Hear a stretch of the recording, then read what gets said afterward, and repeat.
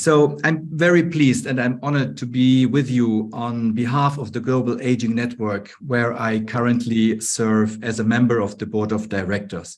Thank you for the invitation and thank you for your interest in what we do and why we do it. We do it because we want to change the culture of long-term care. I will talk about that, of course, during my remarks. So my name is Vincenzo Paolino. I am 58 years old.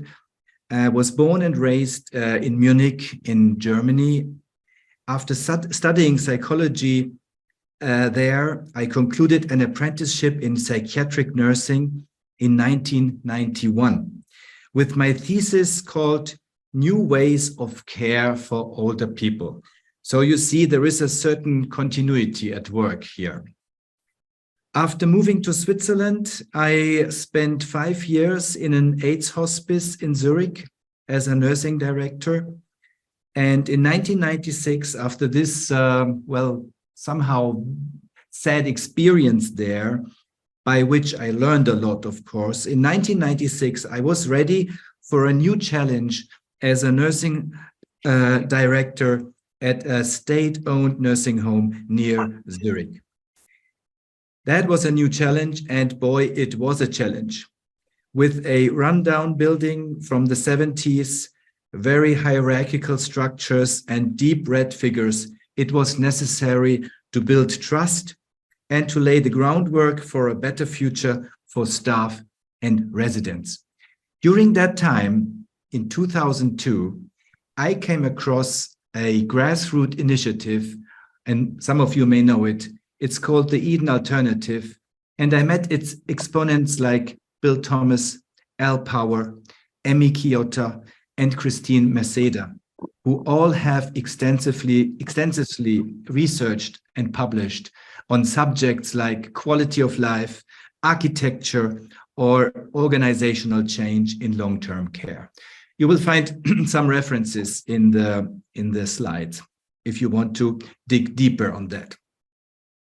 Their work is characterized by a true understanding of humanistic values and by the ability to break down that for those who work in long-term care, for those who lead organizations, and for those who plan nursing homes, and to politicians and members of NGOs like you. They rightfully claimed at the time, I'm talking about 2001, 2002, that loneliness, helplessness, and boredom are the 3 plagues in nursing homes, and that the antidote was to introduce plants, real plants, not plastic plants Bill Thomas would insist, to introduce animals, children, and open up to spontaneity in everyday life. Today, I take on the mission with my experience as an engaged and practical leader in long-term care, and I invite you to participate in our common cause. Join me in advocating for a good life for older adults with special needs, and help me to overcome the ubiquitous clinical model that sets unnecessary boundaries to our life and well-being. I will talk about that later, about the clinical model. And now I start my presentation. If I may, I will try to put up my slides. 1 second, please. So can you see now what the slides are here? One more thing.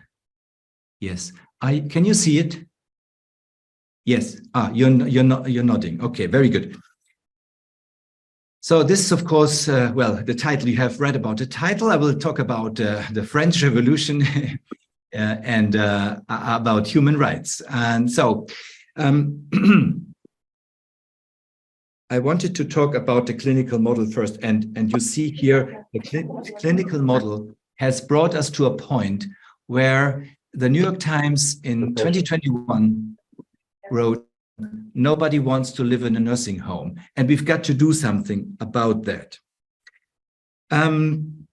Before we start, some of my passions. Of course, you have seen that I am a CEO of Alma Casa, and Spectron is the company that I founded together with Liliane Peverelli in 2008. And we also do consulting and interim management, but today Alma Casa is our main focus. And I will tell you about it and show you some photos of what we do.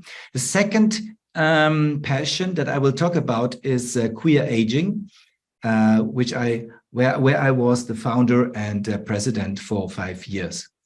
My third passion is I'm Dr. H here on a Zurich radio station every Sunday, and it's also available as a podcast, but of course, I'm afraid only in German. Then I'm a member of the board of directors, as I told you, and in 1996, I was a founding member of the association network in Switzerland for gay leaders. The topic that we are talking about today was already a topic in the first draft of a session for the Spanish Association of Long-Term Care, where I was invited. And they told me I should talk about human rights and elderly care. But in the end, the title was different. It was about please let me be myself and about diversity. And you can see by that diversity, human rights, being able to live your own life, no matter what you feel, who you love, that's very near together. And you will see that in my presentation also. Alma Casa, as you have heard, we have 5 venues running, and it's all in the canton. Oh, sorry, it's all in the canton of Zurich, and we have 3 or more to come in the next couple of years. Because what we do, what you will see now, is quite popular. People like what we do. Just yesterday, I've been to one of our places, and I was talking to relatives of our residents. And one of them said, literally, there was an angel that guided me to find Alma Casa. And it was very moving because they also make bad experiences in nursing homes here, even in Switzerland, in our rich country here.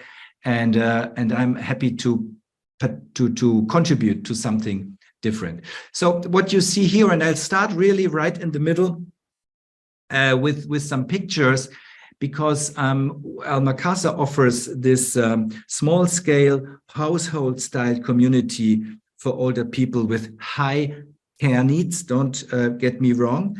We have on a scale from 1 to 12 in Switzerland in terms of care needs, our average is 7 to 8. We also offer palliative care and end-of-life care. And as you see, the atmosphere is quite normal, although we have these high care needs. Here you see one person helping with the cooking. And it's not that residents have to cook, but they can participate, they can be a part of it. It smells good, and you hear the cooking noises, and it's very familiar and nice. So, you know, I've been to at least 150 nursing homes, and most of the bathrooms were very ugly, and I presume you have seen some of them too. And so we decided we don't need those tiles. We just make it with color and with some love for the details. So that's in every Alma Casa, we have this sort of very nice wellness bathroom. Dishwashers are put up a little bit. Maybe I should have that at home too, because it's much easier to fill the dishwashers for staff and seniors. Kitchen work, as you might expect it in any kitchen. And that's part of the everyday life that we offer. And it's not like in a conventional Swiss nursing home. It's very different. And this lady, yes, she lives with us still, and she participates and helps whenever she can, because that gives her a meaningful activity and a reason to get up in the morning. And now just one slide about how we look at our organization. We have a organizational chart, the normal chart that you might expect, but that's not the important chart. The most important chart is the one in front of you, where you see the resident in the middle, you see cooking and activities, we have students, we have life assistants, we have, of course, also registered nurses, and everything is designed to make the most inner circle as free and as spontaneous as possible, within given boundaries, of course. And if you look to the right, you find the founders of Alma Casa, Liliane and myself. You find the location manager. Down you find our academy where we train, because training is important.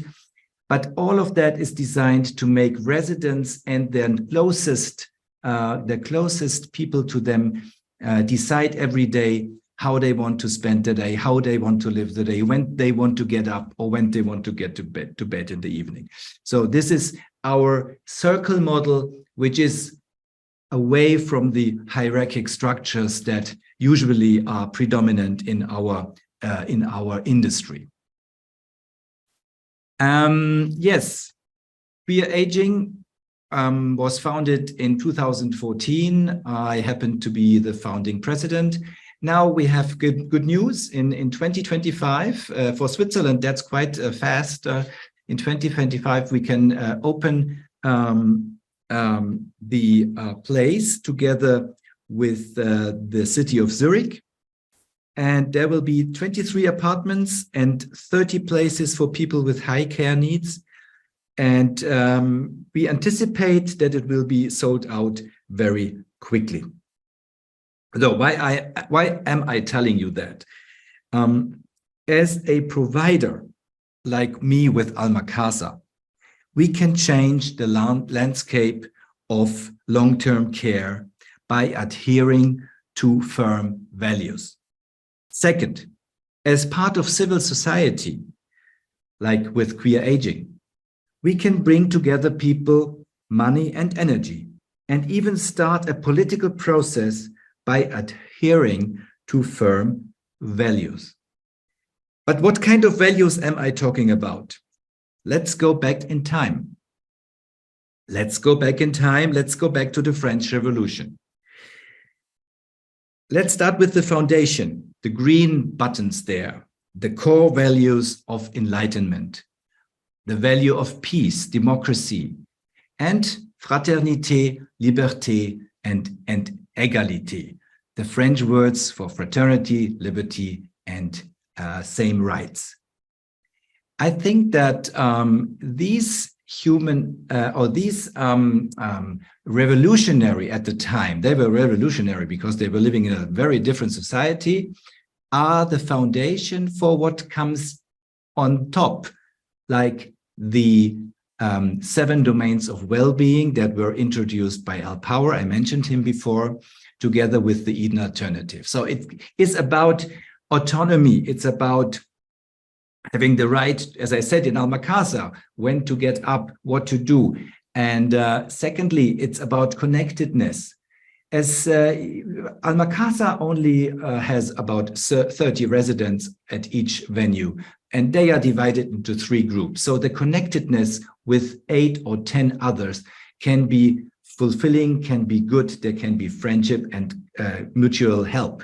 If you are on a ward with 30 others or 25 others with the same problems that you have, when you cannot think as clearly as we can today. So it might be very, or it might not be, it is very stressful to be with so many people. So I'm a very strong defender of small groups in long-term care.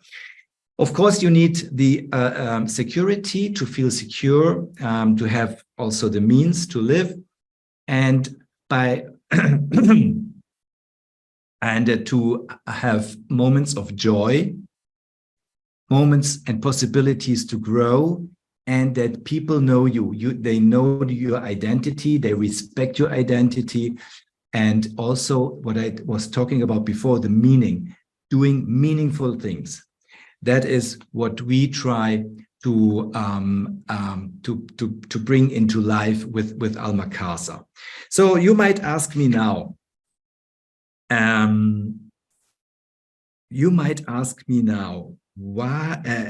why is it necessary to talk about humanistic values? Because those homes, they were built, nursing homes were built with these things in mind. I will skip that.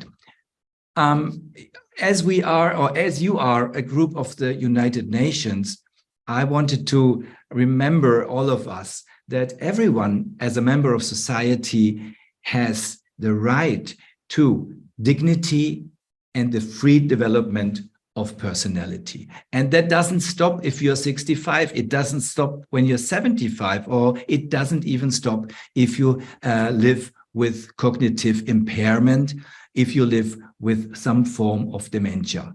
You still have these rights, and that's where we fight for, to make that true. I was saying that nursing homes should follow that. Why don't they? Why is it so different? I think that it is like, but with religion, I'd say, that humans are capable of building structures which are not always up to the task they were designed for. The reasons for this particular situation can be found in history. In Middle Ages, taking care of the elderly and sick, in Europe at least, was part of monasteries did it out of compassion. Then we had in the 1500s the first hospital where elderly and sick were placed. And this is the Hospice of Bonn. Everyone who has a nursing degree might know that, or will know that. In the 1870s then, Florence Nightingale was writing her first book on taking care in a more professional way. And then we had this boom, medical success, asepsis, we had Röntgen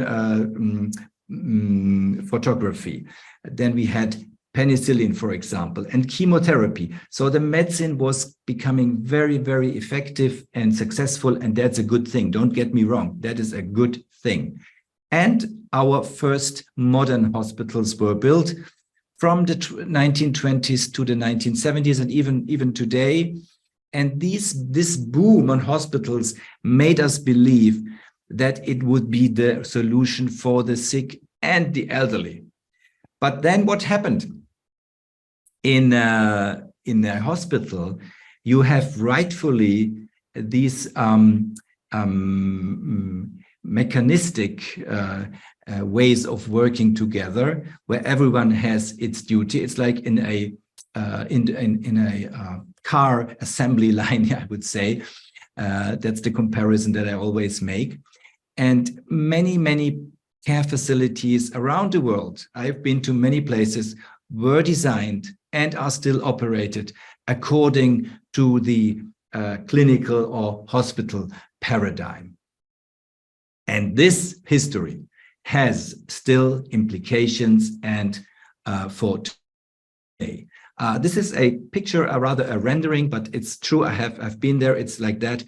Then brand new nursing home near Zurich, but it's the 1974 model. I've been inside. They have these huge wards with 30 patients, and it's not no ambience. It's like a hospital, and you feel it, you smell it. It's not where I would put my mother in, or God forbid, myself. So I think that's not the right way to do it today. These are some pictures from inside. In reality, I think it looks even worse. So I believe strongly that nobody wants to live in an institution, especially if it is outside the village or the city, which is the case in Switzerland quite often, because in former times we thought that it would be good for old people to be in a quiet place. Today, we think differently. And being on this history trip, I would also like to say that I don't blame anyone. It's not a critique in itself. It's just that we are evolving. In the 1950s, 1960s, people were thinking to make things better because old people there were in poor conditions, and we thought we make something better, so let's build them like a small hospital. And for the time being there, it was something better. But today we are one step. We have done one step more. So now you might ask, if this is so logical, why is the change so slowly?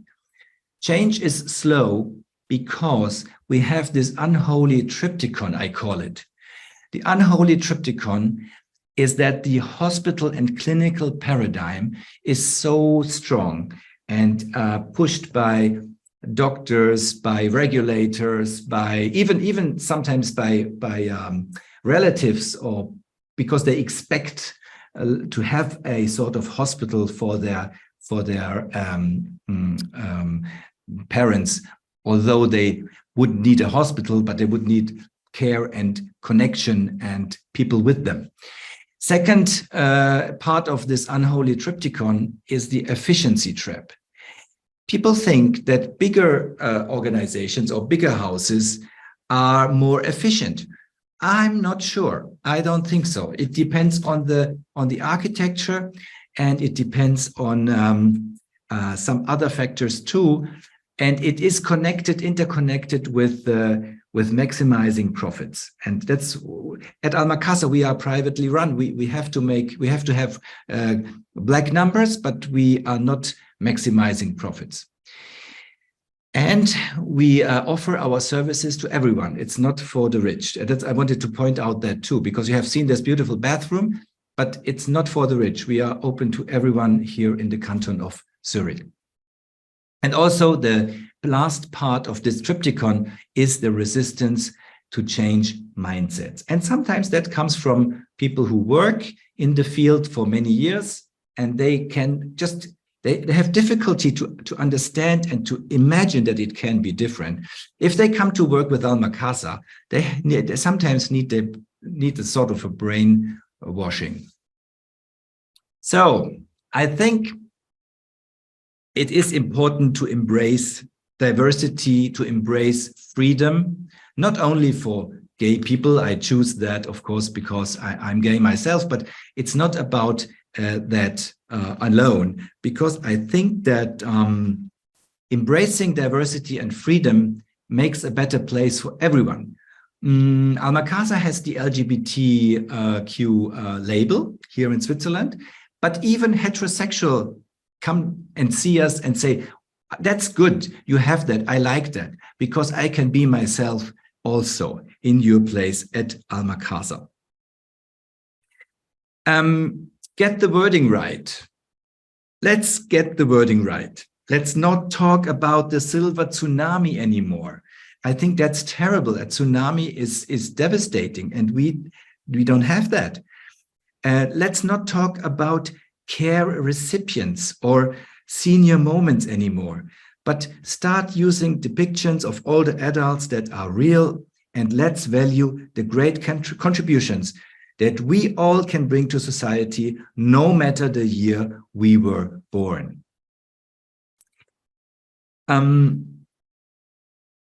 I think you, as members of this distinguished group, you know architects, you know politicians, you know important people who have influence. Talk to them, challenge them, and ask them if they would go to live in the place they just designed, or they just opened, or they just made publicity for as a politician, for example. Would you put your mother in there? Would you like to live there? That's a good question always for everyone who takes a responsibility in our field. So, yeah, why not implement animals, plants, and children in your nursing home? Please encourage the people you know. please encourage the people you know. And if you can influence new projects, get inspired by the newest models and models that are proven and that suit your community. Because imagine yourself ordering a new car. After waiting for months, you don't want the car dealer to open the curtain, as I did before, and you see a 1974 model. You would be very disappointed. You want a 2023 model, don't you? Same is with a place for older adults who need care. You want the latest model. Believe me, all of your efforts will, in good faith, will pay off. And yeah, that's what I was saying. Yeah, that's it. And my plea to you, let's bring back these humanistic values to long-term care, because we build our own future. And it won't be done in weeks or months. It takes years. It takes maybe a generation or maybe 1.5 generations. But help me make it better. And it doesn't have to be perfect, my dear friends. It has to be better. Better is good. Thank you very much.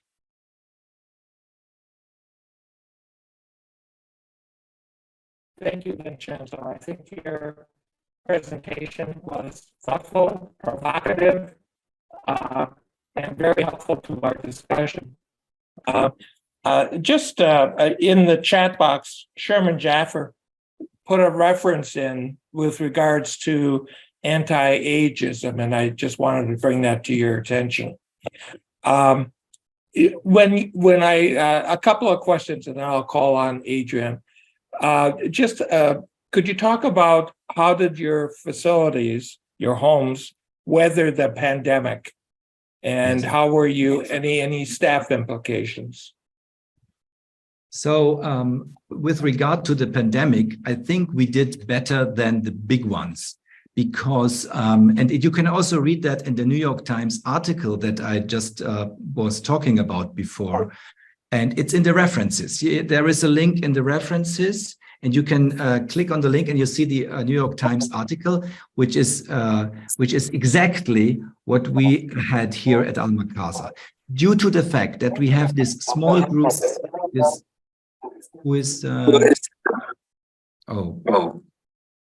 someone has his mute, please mute. Sorry. I was saying that Almakaza did well because we have these small entities, small venues, and we had some cases. We always found ways to accommodate meetings.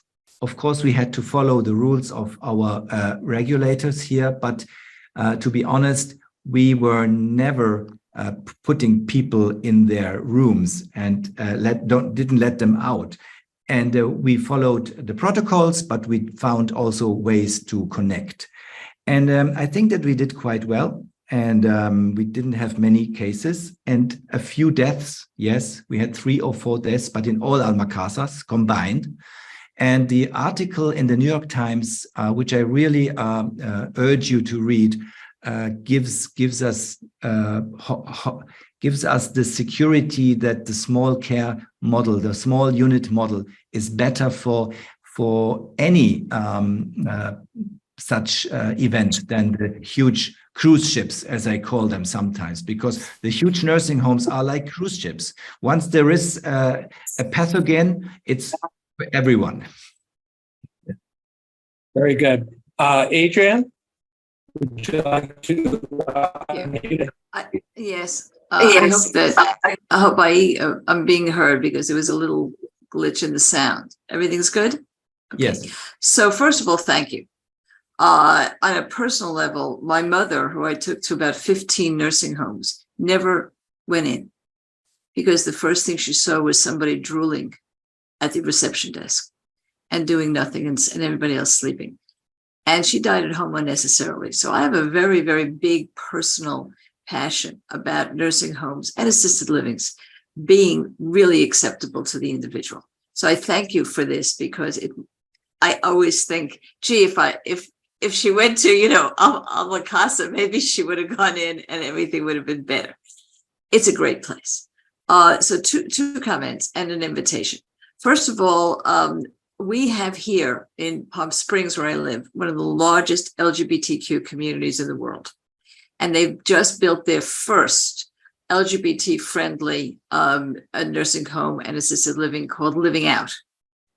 So you might want to know those folks, because I don't know if they're doing it right. And I think that operator to operator, it might be an interesting connection that I'd love to make. The second thing about that I wanted to mention is, and this is a question, maybe a little bit of a challenge. The activities in most, not just nursing homes, but even assisted living where people are more even independent, do not allow or invite the residents to do things for other people. Mm-hmm. Most of the activities are, the good ones are for themselves. Do the yoga, have music, whatever it is, the exercise, or the children come to sing to them. I'm looking for a place that has as its mission having the residents give and be contributory to their outside community to the level they can. The Speak Out course that I kind of developed for the UN, because Francis wanted a small, who's on, a small, how to speak out and be heard and change people's minds and get things done, is really also a course for older adults. But more important to me would be to have older adults who are in residential confines, because they're all confined in some way, really be able to get their voice out. And I don't know whether you, because you're pretty much a forward thinker, are looking at ways for the individuals living there to be more contributory to the outside, and is it working? Were you able to hear the question? The last thing I heard was about the LGBT community in Palm Springs, and that older people should be able to contribute to society even if they live in a place, right? Right. And my question was, because you're a forward thinker, is there any programs that you're seeing or developing? Not so much for people to have activities like bingo and lifelong learning, but to actually give what they have to give to others. I think it's a health issue as well as a mental health issue, even a physical health issue. We like to call it life purpose, but that's a small word for what it really does for people, I think. I think you're absolutely right. I have a small example for what we do at one of our Alma Casa leaders came up with. When we have new residents moving in, she encourages our residing persons to make the first days as comfortable as possible for the new person, for the new resident. I thought that was a wonderful idea, because they know the place, they know what is important to them, and they can assist them and be their, let's say, buddy for the first couple of days. And in my friend Emi Kiyota, who I mentioned already, she has this program called Ibasho.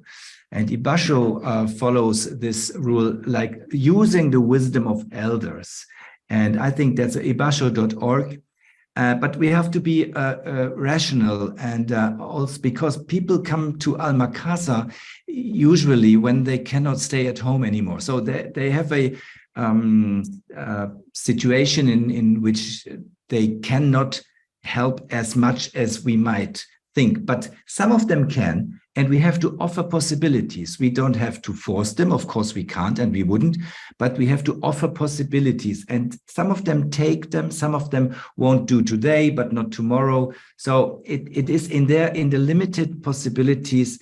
We don't have to treat them as object and care recipients, as I said before, but as members of our society, as civil members of our society, and to give them hope and possibilities. That's what I think. May I say something? Please. Hi, my name is Phyllis Amon, and I've worked over 40,000 hours in traditional long-term care environments. So I know exactly what you're talking about. But I want to address something that Adrian just mentioned, because I do know of some mostly assisted livings, however, I must say, rather than more of a long-term care, an Eden or a greenhouse model, but where they're really actually using the talents and the expertise of the residents to either perform if they're musicians, or teach, or people who have had an IT background to teach, some of the other residents about technology, how to engage with technology. So I think some of it is happening, but not as a large philosophy. I think it's, happening in individual environments, but it would be great if that would be a philosophy that would be more widespread, because I think, to your point, not only is it purposeful for the individual, right, but it's beneficial for the community to learn more about the people with whom they're living, and also to, interact with them and learn from them. So I think it would be great if that would be a philosophy that would be more widespread. And I think it comes down to the same thing you said about mindset. It's about what's the mindset of the people who are, at the head of the organization, about the people who are living there. Exactly. Yeah, I can jump in as moderator. I've been texting with Bill, and he is trying to get back in. So I'll be here for the moment.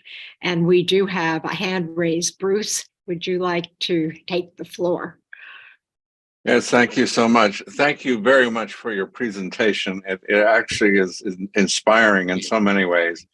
I'm 73 years old. I'll be 74 in July, and I'm a gay man, and I have a wonderful husband, and we live together and have a lovely life.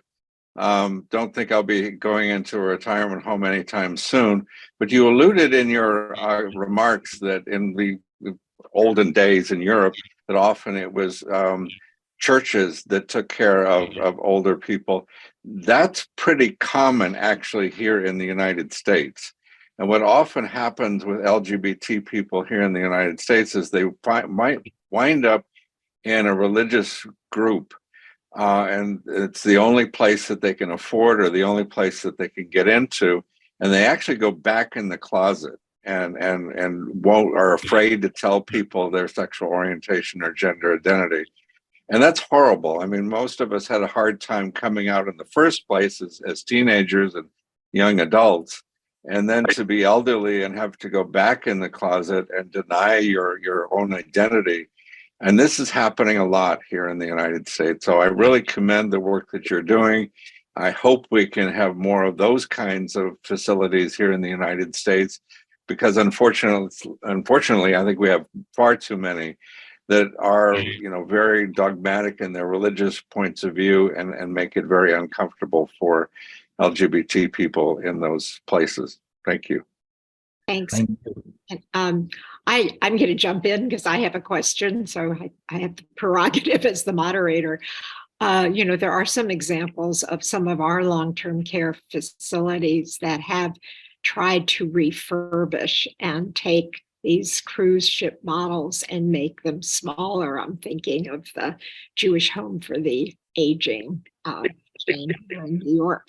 How expensive is it, Vincenzo? And is that happening in other places? Because I think the expense and the mindset may be preventing it. Well, I would say that I have shown you the pictures of this new nursing home near Zurich, model 1975. They built it for 60 million Swiss francs, which is about the same amount of in dollars, $60 million, for 145 beds. And I went there when people were there from the city to look at it, and most of the elderly that were there, most of the older adults that were there were like saying, "Oh no, I don't want to go there," and that was really frightening. And so, if you talk about spending money, I think that the same money could have been spent differently and with a better outcome.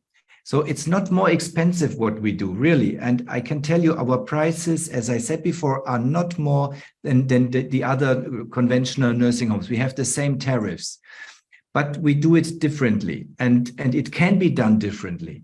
And so if you think about building new, or even if you think about renovating, so also this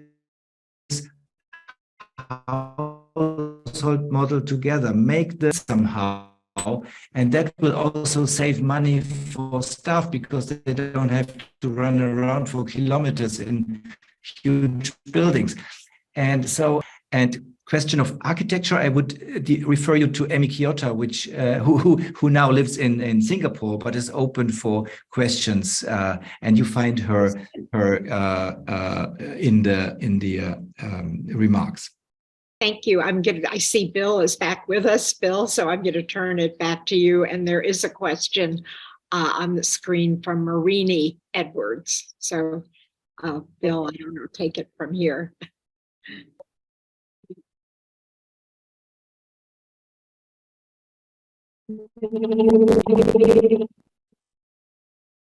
You know, we still can't hear you, unfortunately. So Marini, maybe you could ask your question. Yes, thank you. Can you hear me? Yes.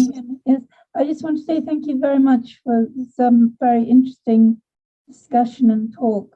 My question was really with regard to changing the minds of doctors and nurses regarding the cruise ship model of the nursing home, because they're the people who are referring often. You know, like to know how you do it or how you have done it. Well, we've done it in a way that people can now come and see what we do and be convinced by the example.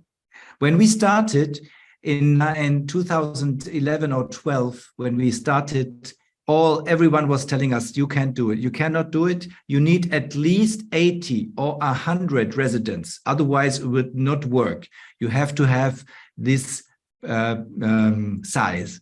And we prove that it can be done differently. Of course, there are some things you have to think about before. And in this presentation, I couldn't go into the details because there is not the time for it. And also it would be maybe boring for some of you. But I can tell you that there is very much under the hood that we thought about before opening up the first Alma Casa. And I can also say that we intentionally we knew that we would have more than one place, because you can make shared services like human resources and invoicing and so on. That's all very streamlined in our central office. But what is not streamlined is the everyday life. Every day can be different. But the services to make it run, they are very, very streamlined and very efficient. And therefore, we can spend the money for residents and staff on the ground instead of huge offices and lots of people not working with residents, but for paperwork. We eliminate as much paperwork as we can. There are quite a few comments. Bill, are you able to? Guess not. Okay.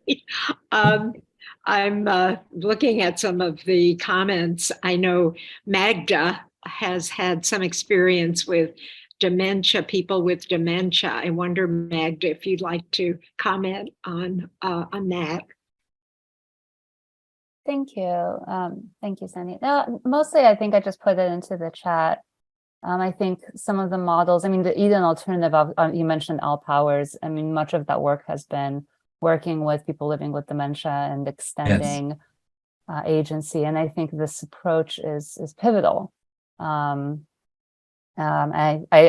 put a link in there for the Dementia Action Alliance, which is obviously not a residential community, but I think that they model really beautifully some of the comments that Adrian was seeking. So how can we extend representation of civil society, of individuals who have lived experience, even in the light of the need for some support, and thinking instead of how can we extend people's desire continue to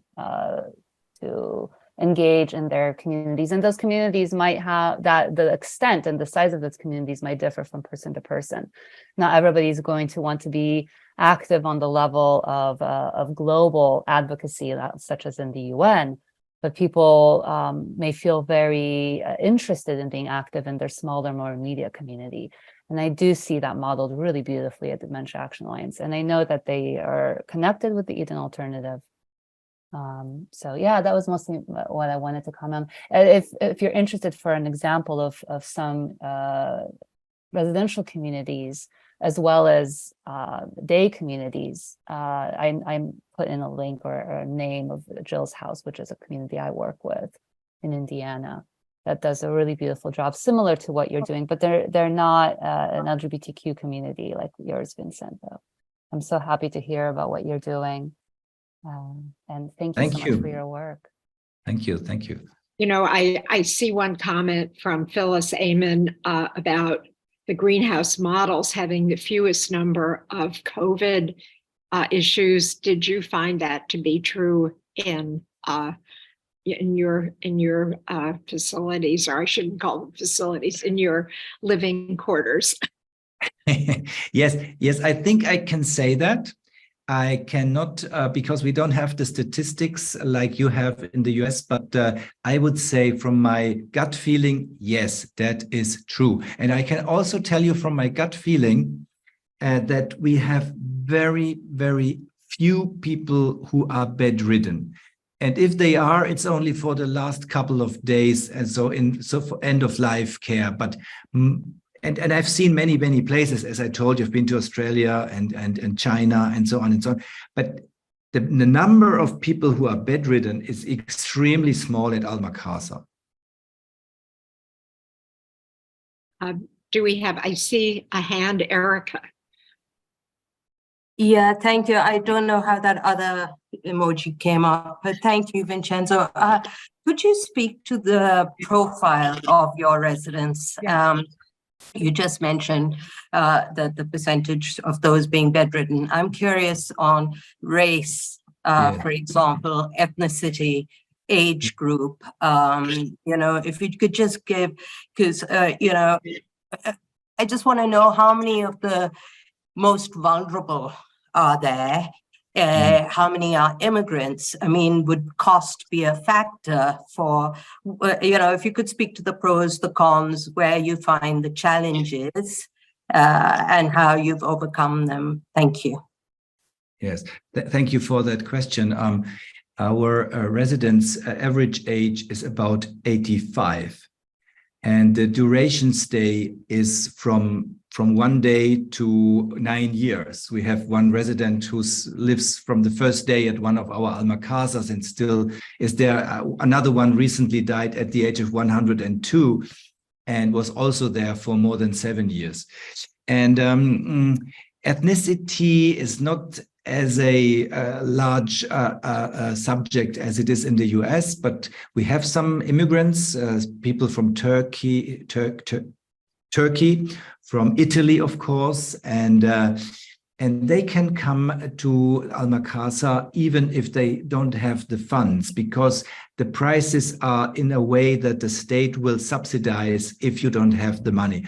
The Swiss system, of course, would be another interesting webinar, but in the end, it comes to you can choose the place you want to go, and if it is not more expensive than a state-owned place, the state will pay for it. And that's here where I work and where we put up the Al-Makassars. And also from a perspective of frailty, all of our residents are they have multiple problems that can be physical problems, that can be cognitive problems. And I can say 75% of our residents are more or less in they live with dementia, they live with cognitive changes. And sometimes we have to find out what they experience and why they react the way they react. And I'm very proud to be one of the early adopters of the 7 domains of well-being that Al Power invented. And I can show you this brochure for our staff, where we talk about the 7 domains of well-being, like identity, security, security and growth and purpose. And these things are part of our training materials for our staff, because it's important to bring it down to the staff, to the where people live and work. I'm not a fan of theoretical, we need theory, but we need people and leaders to bring it down to the ground level, because otherwise nothing can change. Thank you. I'll just take perhaps one more question, but I'd like to add one. Do you have difficulty finding staff? That is a big issue in long-term care, certainly in the US and globally. And then I'll call on Betty Ann, and I think we'll turn it back to Cynthia at that point. But perhaps you could answer my question. I will answer your question. Of course, every institute, let's say every country in Europe has in the world has problems to find staff, especially specialized and trained staff. In Switzerland, we have that too, but to a lesser degree, because the Swiss wages are quite high in the field in comparison to other European countries. Nevertheless, I think it is important for us to model roles that are attractive, and to make, for example, our offices for the staff and for the registered nurses, they are very attractive. We have Apple computers, we offer them iPhones, it's just you come in and you see that, and so it's more sexy to work there, and we attract young people to work with us. And that's also part of the success. And we don't face really great difficulties at Alma Casa. We face less difficulties than others, because we also have unbundled the professional roles. So the registered nurses, and they have their field where they work. They do not participate in everyday decisions, for example. That's done with the residents in the most inner circle. And if you remember the circle model, the registered nurses were not in the most inner circle, just a bit of them was. You can look it up on the slides if you want, because they are not part of the everyday. They have to do their work to take care of the process, the caring process, but not to intermingle in everyday decisions with the residents. That's not their job. And I think by creating this attractive environments, and also a culture of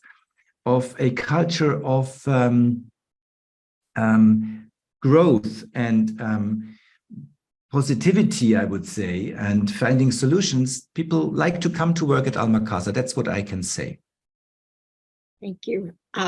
Sounds really terrific. I wish I spoke German. I might line up and put my name on the waiting list.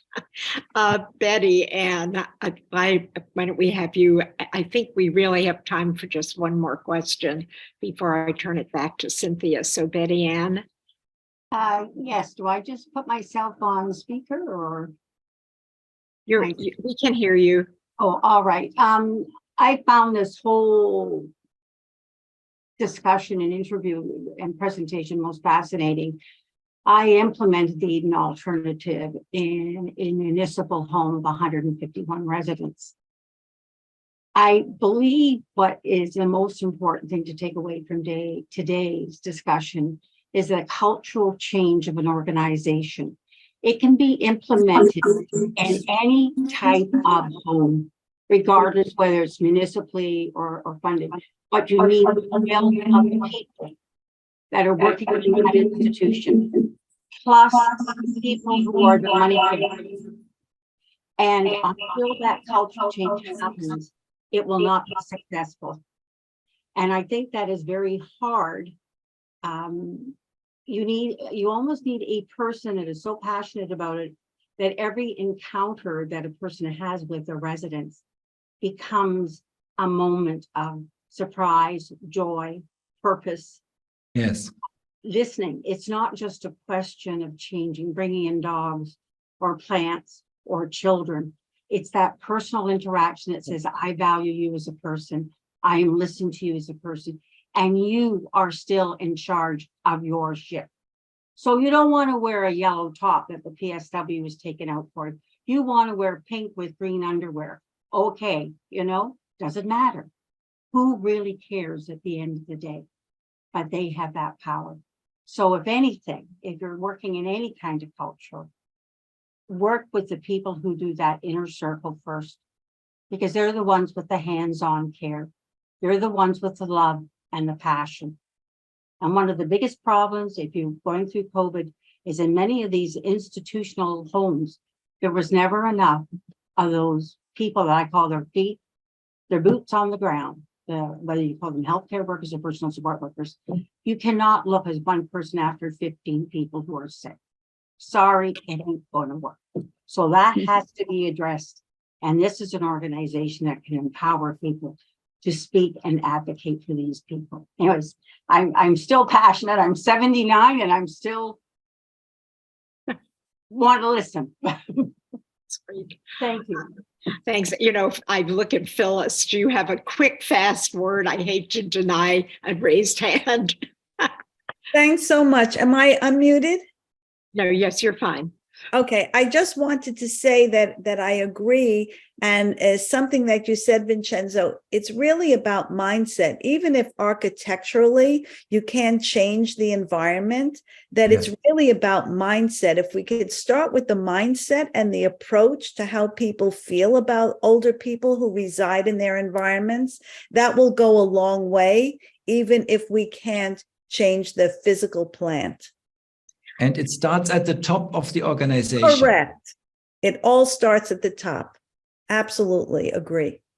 So with that, I want, on behalf of Bill, who texted me and said he could hear us, but he can't obviously enter into the discussion. I want to thank you, and on behalf of all of us at the Committee on Aging, I think this presentation certainly hit home with a lot of us, and we also have some people who have tuned in who are also really advocates and involved in the Eaton alternative model and the greenhouse model, and have a lot to offer. We could continue this discussion for quite a while, and I thank you for stimulating it and being with us today.